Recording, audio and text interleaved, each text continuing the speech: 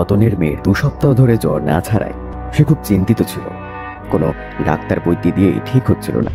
তার বন্ধু সুমিত এবং রতন দুজন মিলে দুর্গাচরণ তান্ত্রিকের কাছে আসে। রতন তাকে তার নিজের বাড়িতে নিয়ে যাওয়ার জন্য অনুরোধ করে। দুর্গাচরণ রতনের স্ত্রীর কাছে সব শোনার পর ঘটনাটি কিছুটা অনুমান করে। তৎক্ষণাৎ সে মন্ত্রপুত জল ছিটিয়ে দেওয়ায় তার মেয়ে কিছুটা সুস্থ হয়ে গেলে পরবর্তী দিন তার অবস্থা আরো বেশি খারাপ হয়ে যায়। সে দেখে দুর্গাচরণ তান্ত্রিক তার নিজের আরাধ্যা দেবীর ধ্যানে বসে এবং সে জানতে পারে এক দুষ্টু কাপালিক রোষে গ্রামের প্রত্যেক বাচ্চা মেয়েরই একই পরিণতি। দুর্গাচরণ বুঝতে পারে এই কোপ থেকে তিনি একমাত্র সবাইকে উদ্ধার করতে পারবেন। তিনি পরবর্তী পদক্ষেপ কি করেন এই নিয়ে আমাদের অন্তিম পর্ব। মা, তোমার ইঙ্গিত আমি বুঝতে পেরেছি। কিছুদিন আগেই এই রকম এক কাপালিকের মৃত্যুর খবরের কাগজে পড়েছিলাম। যাই, বিষয়টা ভালোভাবে বুঝে আসি। জয় মা রক্ষা কালী, জয় মা রক্ষা কালী।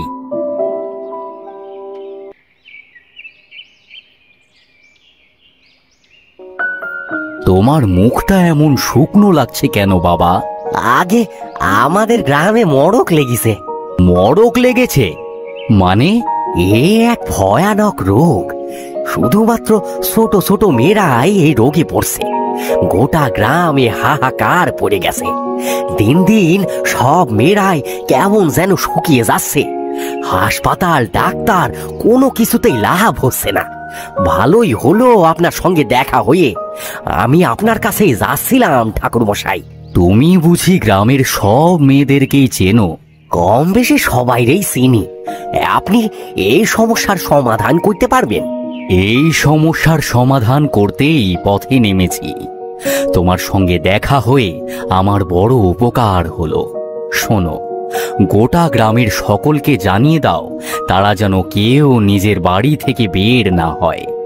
যার যতই দরকার থাকুক না কেন নিজেদেরকে নিজেদের বাড়িতে বদ্ধ করে রাখে। এই কথা জানিয়ে তুমিও নিজের বাড়ি চলে যাও।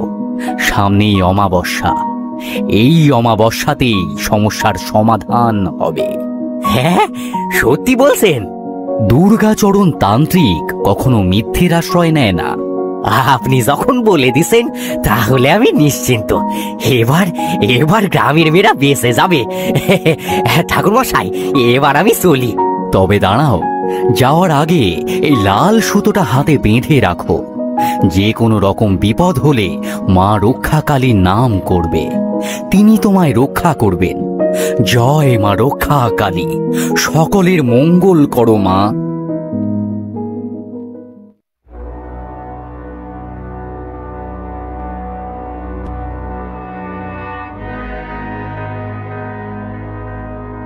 কি গো, শুনছো?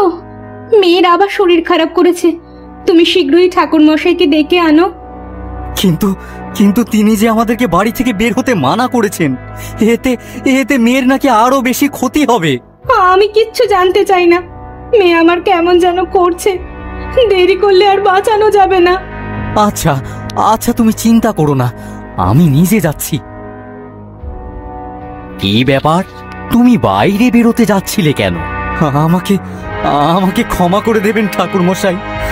আসলে মেয়েকে এরকম অবস্থায় দেখে নিজের মাথা ঠিক রাখতে পারছি না। রতন, আমি তোমার হৃদয়ের অবস্থা বুঝতে পারছি।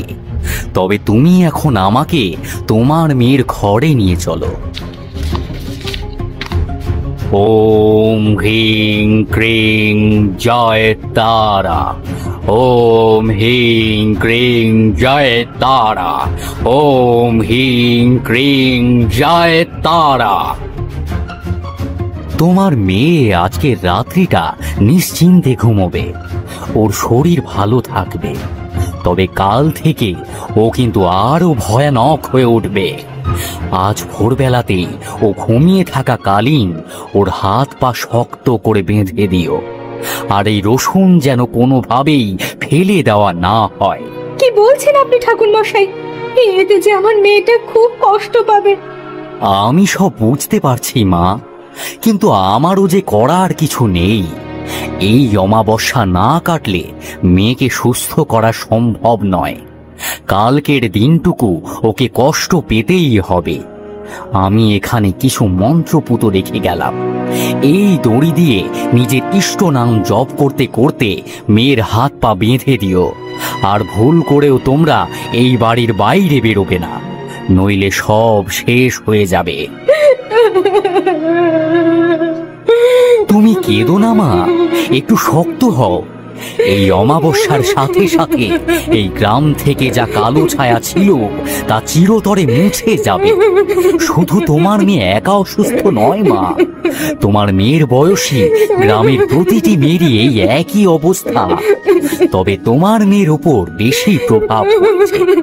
আচ্ছা, তোমার মেয়েকে কি কিছুদিন আগে কাপালি? ঠাকুর মশাই, আমার এই মেয়ের ভাড়া কিছুতেই কাটছে না। কয়েক মাস আগে এক কাপালিক ওকে বলি দেওয়ার জন্য তুলে নিয়ে যায়। ঠাকুরের অশেষ কৃপা মেয়েটিকে বাঁচাতে পেরেছিলাম, তবে এবারে যা হলো। এই ঘটনা ওই কাপালিকের ঘটনার সঙ্গে যুক্ত। এই আত্মা ওই কাপালিকে সেদিন তোমার মেয়েকে মারতে পারেনি, আর সেই জন্য ও নিজেকে শেষ করে দেয়। এখন তোমার মেয়েকে শুধু নয়, তোমার মেয়ের বয়সে সব মেয়েকেই এখন মেরে ফেলতে উদ্যত হয়েছে। আমি সকলকেই বাঁচাবো, শুধু তোমরা একটু সাহায্য করো। আগে আপনি যা বলবেন তাই হবে।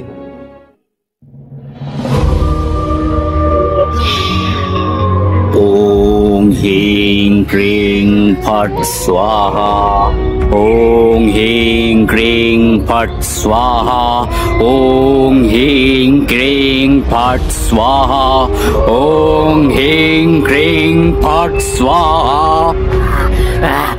আমি কিছুতেই এই মেয়েকে শেষ না করে যাব না। ওকে ওকে আমি শেষ করবই। আমি সিদ্ধি লাভ করতে পারিনি, এখনই একে মেরে শান্ত হব।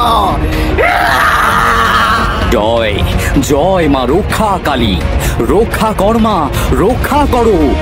ওং হিং ক্রিং ফট স্বাহা, ওং হিং ক্রিং ফট স্বাহা, ওং হিং ক্রিং ফট স্বাহা। আমি আমার মেয়েটার এই অবস্থা যে আমি আর দেখতে পাচ্ছি না। আমি ওর বাঁধনটা খুলে দেবো। ভুল করে ওই কাজ করো না গিন্নি। মেয়েকে আমরা চিরতরে হারিয়ে ফেলবো। একটু সবুর করো। তুমি বরং আমার সঙ্গে ঠাকুর ঘরে চলো, মায়ের কাছে বসে মেয়ের সুস্থ হওয়ার কামনা করি। ওদিকে ঠাকুর মশাই নিজের জীবন হাতে নিয়ে আমাদের মেয়ের জন্য বসেছেন, আর আমরা বাবা মা হয়ে মেয়ের জন্য প্রার্থনা করব না। কিন্তু কোনো কিন্তু নয়। তুমি যেমন মা, আমিও তো তেমন বাবা। আমার কষ্ট কি কিছু কম হচ্ছে? তুমি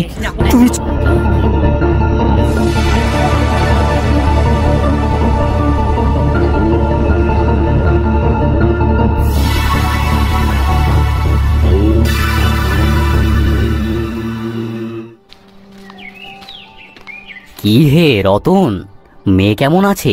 আগে আপনার কি পায়, মেয়ে আমার সম্পূর্ণ সুস্থ। এই গল্পটা কেমন লাগলো? গায়ে পুরো কাঁটা দিয়ে উঠলো। সত্যি দাদু, এই গল্পটা একেবারে অন্যরকম। একেবারে গল্পের মধ্যে ঢুকে পড়েছিলাম যেন। তবে এই গল্পগুলো কিন্তু তোদের সকলকেই আনন্দ দেওয়ার জন্য। আমি কোনোদিনই অন্ধবিশ্বাস এবং কুসংস্কারকে প্রশ্রয় দিই না। এখন যা, বাড়ি গিয়ে মন দিয়ে পড়তে বস।